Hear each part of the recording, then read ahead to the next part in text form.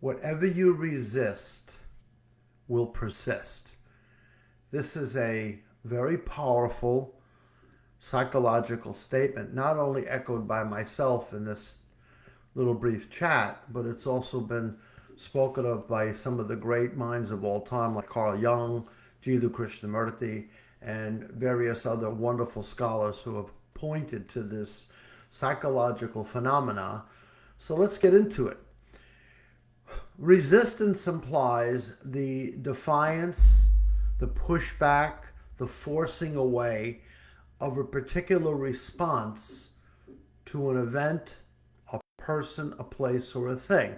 Now, on a certain level, resistance is very powerful. It is resistance, for example, in a gymnasium, in a health club, where people push weights and the weights are being resisted, right? There is a resistance there. The person exercising is straining and pushing weights, either a lightweight multiple times or very heavy weights, and they're pushed and they're pushed. And because of this resistance, their muscles begin to grow and change. It is through the resistance in certain movements that growth and change take place. But the growth and change will not take place unless there is resistance. So that is one of the odd little opposite looks at this comment that I made a few moments ago. So we're not discussing resistance on a phenomena level where we're talking about lifting of weights, or perhaps you're playing a football game and you're one of the football players in the game and the opposing team is really coming at you aggressively and your coach screams out, defend it, resist them. Do not give them another inch of the football field where they're going to walk all over us. And there again, resistance is a very, very powerful, very necessary part of each person's push. The development process internally is when you push. For one other final example, for example, and this is a little bit more serious, I'm sure many of you have heard stories from World War II or from World War I, perhaps Vietnam or other wars that our country has faced. And there are stories that are recorded where great men and women have won Congressional Medals of Honor, have won Silver Stars, where they placed themselves in a position where they resisted the oncoming enemy forces. And the resistance paid off, where other great soldiers, Americans perhaps, were not killed, or the limitations of injury and harm really came down a great deal because very brave people, through great courage and great stamina emotionally, resisted the oppositional force. So I want to make sure we're clear about this. Resistance on a certain level often can eliminate certain problems on a certain level. However, this topic is not about externalized resistance. We're not talking about lifting weights in the gym. I'm not talking about military combat. I'm not talking about football games. I am talking about an internal resistance. That's a whole nother thing. When there is an internal resistance, it automatically sets up, oddly enough, a complete opposite reaction to what you might think. This is the law of rebounding in certain spiritual circles, where you say to yourself, I don't want to smoke cigarettes anymore. I'm done with it. And you make a conscious decision to resist the cigarettes, right? You just don't want to deal with them. Now, this is a willful act driven by thought, driven by the mind, driven by the emotion, that this is harming me and I will try to stop it. And if those of you out there who are smokers, you probably found that it didn't work on the first go-round. Very rarely does someone sit down who was a real smoker, a pack or two a day smoker, and says, well, starting tomorrow, I'm going to resist my urge and I will just defeat it and I'll move along. Granted, there are certain people, perhaps miracle stories where people do that, but for the average person who took up cigarette smoking, it became a battle. Some seek hypnotherapy, others seek psychological counseling. Perhaps people join part of a support group. And the reason why these organizations and therapists are prominent is because they realize the person who wants to resist smoking is struggling to do so despite their resistance. Oddly enough, in the law of karma and the law of attractions, your resistance actually draws closer to you the thing that you resist. And the term says, whatever you resist will persist. In other words, it moves and weaves its way into your very fiber, into your being. And the very thing you are trying to shed or push away actually compounds and comes back at you again and again and again. Some of you may have heard of a very famous spiritual teacher. Her name is Mother Teresa. In the Catholic faith and the Catholic tradition, she was declared a saint. Right now, many people have different opinions about that, but that's not what I'm here to discuss. But for the basis of this topic, she was considered to be quite a holy woman, and she dedicated her life primarily to working with the indigent poor in India. She worked in a place called Kalighat, and she took care of, I should say, the most desperately poor of all. I mean, the most downtrodden, the poorest of the poor of the poor, she dedicated her life to, and the women that worked with her, the other sisters, also devoted their lives to a complete lifestyle of poverty. Someone asked Mother Teresa, would you ever attend an anti-war demonstration? She said, no, I will not attend an anti-war or a resistant demonstration. She said, but if you invite me to a peace rally, I would be very, very happy to go. And that was kind of an odd comment. A lot of people scratched their heads on that one, saying, why won't you do an anti-war? Why don't you resist the war? And as we all know historically, many, many wars have been resisted for a very, very long time. And yet they persisted and they persisted and they persisted.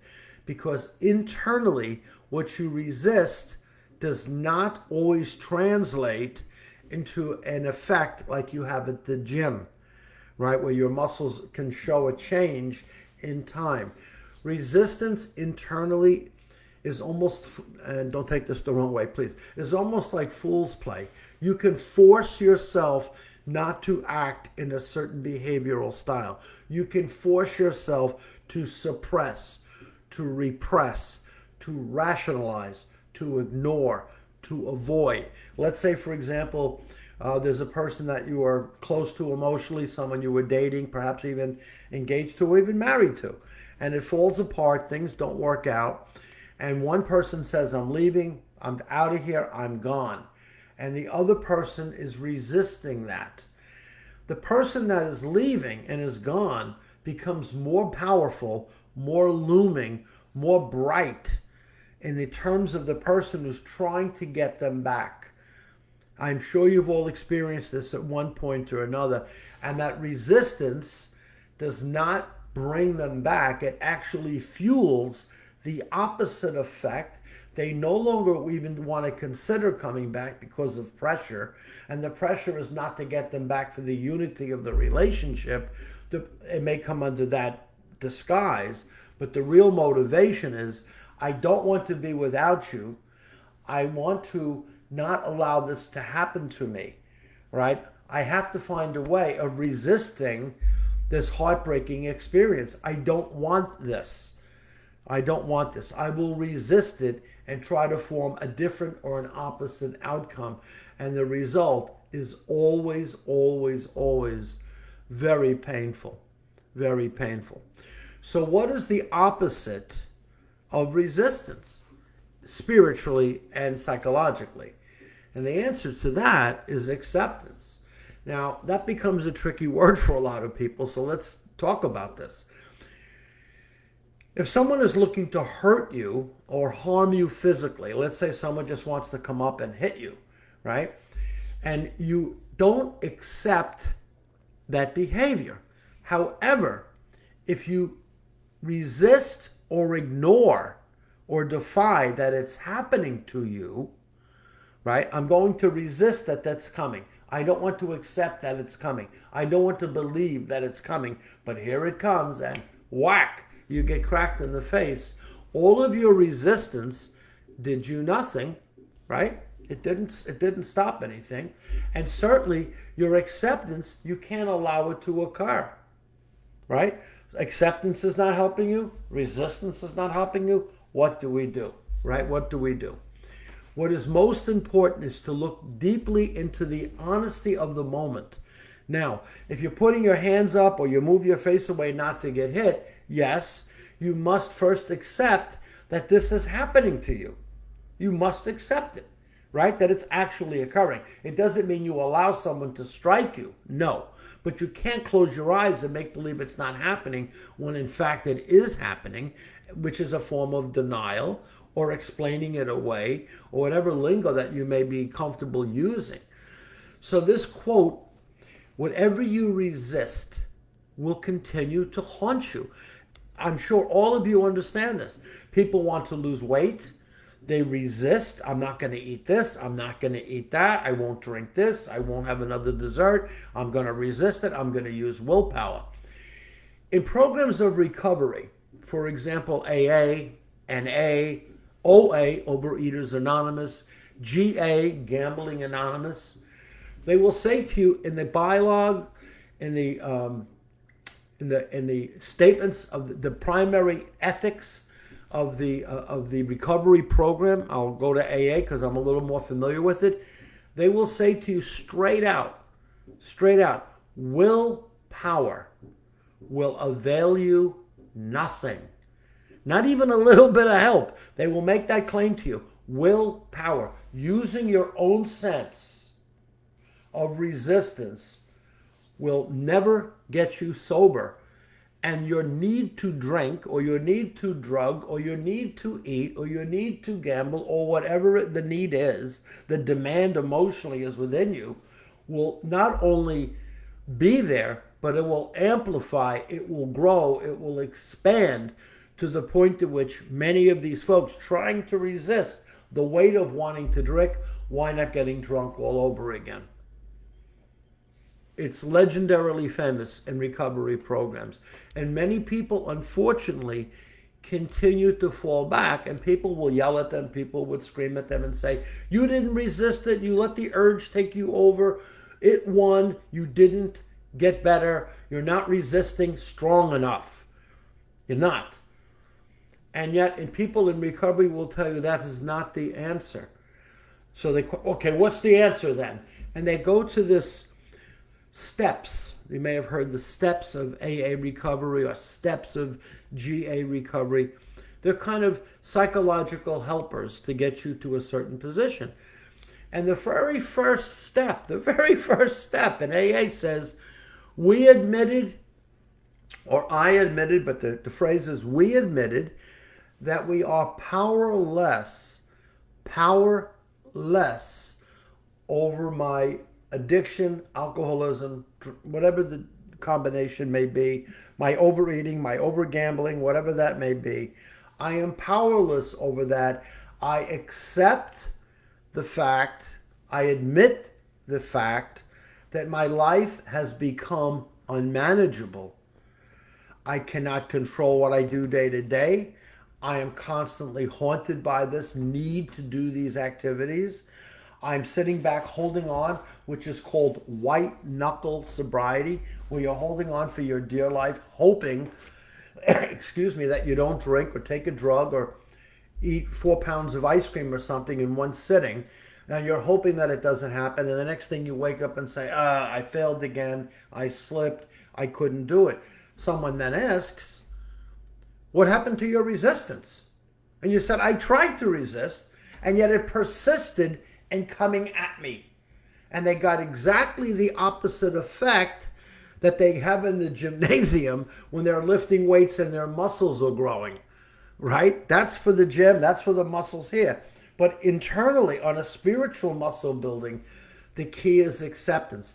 And the magic occurs in recovery programs. I've seen it, I've lived it, I've been around people for a long time with it, and there are miracles every single day where someone says, I accept fully what I am. I have an addiction issue. I am built internally not to overeat. I know that I get some kind of a high from gambling. I have these issues that go on inside of me. I admit it. And once that acceptance happens, the resistance comes down to almost nothing. And suddenly this haunting, this constant chirping in your ear of the dark side, so to speak, goes quiet. It's unbelievable. And the next thing you know, you say, I accept that I have this is true of me. It is true of my soul. And I can look, and I've heard people tell me who love me how much damage I have done to myself, how much damage I've done to my wife and my children, my job. My wallet is always empty. I'm always embarrassed to buy new clothing. They won't let me go to OTB anymore because I owe them money, whatever the variations are here. And it's all because of the resistance to keep up doing something that you think you can stop. And it actually is helping the other side, so to speak, blossom and grow and grow and grow and grow and grow to a point at which you can't stop it. And then what happens? We fall back. The behavior comes all over again, and we try to resist it again, and here it comes again. Persistence will always override resistance, except in the short term of a football game or lifting weights or something like that, which is a short breach, and using resistance as a natural force to apply growth. But as I've shared a couple of times already, this is not this little chat here. We are talking about, can you accept that which you don't want to accept? I'll give you another one that unfortunately is very hard, very painful, very difficult. I'm not here to hurt you guys. I think you know me better than that. But I have met wonderful people, really good people in my work, and they have lost a child, or they've lost their husband, or they lost a parent, but especially the ones that have lost their kids. And they will say out loud to me, I've met them, met hundreds of them, unfortunately, and they will say back to me, I cannot accept this. You're asking me to accept that my daughter has died. You want me to accept that? I can't. I just can't. I can't. I have to resist the idea that this has happened. I have to believe that somehow this is all smoke and mirrors, and she's going to walk through my front door one morning, and everything, and this terrible nightmare, this dream will be, this nightmare, I should say, will be over, and I will come back and be myself again. I have to resist the truth of what happened. I have to lie to myself because I can't bear the truth of it or the acceptance that my daughter has died. So when people hear that and they say, well, you have to accept the fact that your husband has died, you have to accept the fact that your wife has died, they almost feel like punching me in the nose.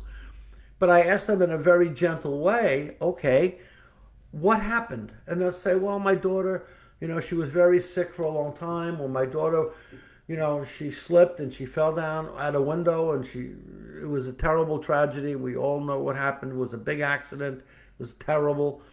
But I can't accept it. And I ask them, well, what choice do you have? And they will look at me and say, well, I'm going to resist it. I will make believe it didn't happen. I can't handle the possibility, or the reality, I should say, that this occurred to my child or my husband or my mother or somebody. And I watch them continue to suffer. I watch them continue to twist in their own skin, like they're twitching almost in their own skin, because the pain of it, which is 100% understandable, good God. I mean, anyone that is enduring these kind of passings and losses, especially for the parents of a child, it's like having your fingernails pulled out. It is just beyond suffering. And I'm sorry for any one of you out there that are listening to this, but you know me, my heart is with you, and I'm here to try to help you. So when you move away from resistance, and this resistance which causes this persistent attacking on your soul, this persistent movement towards you, and you come to the movement of acceptance, yes, I accept the fact, I admit my heart is broken. I admit that I am grieving horribly. I admit that I am in torment. I admit that I'm angry with God. I admit. And in these admissions, a miracle will take place. There will be a shift internally. Excuse me. Excuse me, everybody. That your consciousness, your soul, your spirit, whatever lingo you like, once that acceptance takes place, there is a change. And it's like people in AA, it's like people in Parents Without Partners.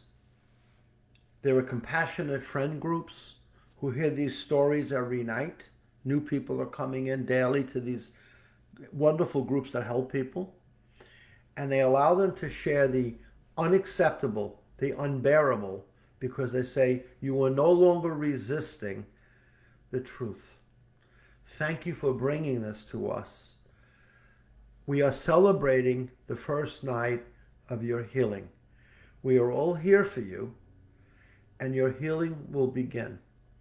It doesn't mean you won't have moments of up and downs and radical shifts and all over the place and fall back and go forward again. But each time that occurs, and each time you come to a place of acceptance, yes, it happened. Yes, I overeat. Yes, my daughter did pass. Yes, I was a very serious alcoholic. I drank every day. My children don't even talk to me anymore. This is what I've caused. This is the trouble I have caused. Yes, my husband mortgaged the house to pay off gambling loans. We lost everything. He owed money to loan sharks. They were going to kill him. And unless we sold the house and paid him off, I live in an apartment now. My husband and I are divorced. And I have to accept all of that, or I can resist and deny that any of that took place. And every night the demons will come to persist on haunting you. Enough. A very famous spiritual teacher, the young man who happened to die on the cross, said, only the truth will set you free from your sorrow. The truth of it. And when you allow the truth to enter, when real acceptance takes place, when you have really seen the misguided process of resistance, and you can see the damage that real resistance can do to your evolution as a soul, and to find the peace that you're seeking, to find the harmony that you're seeking, to come to some sense of calmness in your day-to-day lives. This unbelievable window opens within your own being, and the universe says, finally, you were not resisting the truth. You were not resisting what is real. You are finally seeing life as life is unfolding with all its joys and all its pain. But at least you are accepting life, as we say in AA programming, by the way. You accept life on life's terms. You are no longer resisting the flow of life, the movement of life. What comes up, you deal with it, you look it in the eye, and you handle it. It may be pleasant, it may be gut-wrenchingly painful. Either way, you accept what is true. This is true. I broke my leg, I have to have surgery. That is the truth. No, it's not that bad. The fact that you can't walk shouldn't bother you. Let's just resist having any doctors help you, and let's see if it gets better on its own. And 3 months later, you're in a wheelchair and you can't walk at all because you decided to resist, right? Rather than saying, I do have a problem, I need acceptance, I need approval, I need to go, please help me. And folks, there are wonderful, tremendously great people in the world that we all know, friends, family, medical, legal people out there. If you come sincerely to them, they too will sense it. They too. Because they too have been in similar situations, and you will bond yourself with some really wonderful people. Not everybody. You know, there are 3 or 4 people you may meet out of 100. But those 3 or 4 people become like your pillars, your solid to go to friends. And you yourself will be called upon to do that as well, you see. So this topic, whatever you resist, will continue to persist and haunt you. We don't want that. We want to deal with it straight on. We want to look it in the eye. We want to say to the world, to the God of your understanding, I am here. I stand in front of you. I have to face this. If it's overwhelming, you ask for help. You bond with people like yourself, right? It all comes back ultimately to you. My friends, before we finish, whatever you resist is going to continue and continue and continue. When you have accepted something honestly, then you can make a clear decision whether to act on it negatively, positively, or do nothing. You know, there's an old practice in Zen, you know, people often talk about fear and being frightened and so on, right? And they often say if you have fear, you either there's flight reactions, you run away from it, you fight it and you try to resist it, which is a very, very rare positive outcome, very rare. Other people will freeze and they just stand still and they just shake in their pants and they don't do anything. They can't even talk. They're that nervous. And then there's the fourth one, which very few people in the West speak of, but in the East, in the Oriental cultures, there's a term called do no thing. In other words, simply allow the moment to unfold as the moment is unfolding without you inserting your anxiety into it, and just witness it. And then when you witness it clearly, you can make the best decision that you need to make in that moment. And if the decision doesn't have to be made in that moment, you can go back, step away from it. It doesn't mean it leaves. It just means you can step back and witness it, seek counsel, seek inner wisdom, research the process, and then look to see if you want to take action. If it is called upon you to act immediately, then let your soul speak the truth to what you need to do. Don't fabricate fantasies or resistant theories just to make yourself temporarily feel better, because by the time you put your head on that pillow at night, you're going to be shaking and crying again, saying, I can't fall asleep. I'm anxious about tomorrow again. Here I go. Rather than saying, I know what I have to deal with tomorrow. Yeah, is it going to make me nervous? For sure.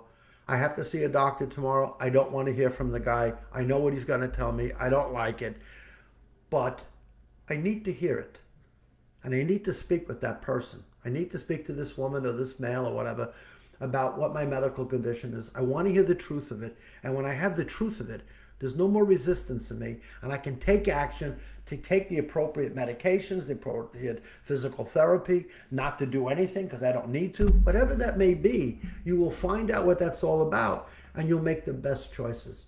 So before we finish this up, my friends, please, whatever you resist is going to bug you. It's going to haunt you. It's like you're going to have someone hooking a paper clip to you with some kind of a crazy thing floating around. Every time you turn around, it's hanging over your head. And all you have to do is say, I accept that you're there. You're not bothering me anymore. I'm free of you now. I can take action for the benefit of myself, the people that I love. So to finish up, my friends, please understand, whatever you resist will continue to bother you, and that which you accept fully, openly, the truth of it, right? The truth of it will help you make much better decisions, and 100%.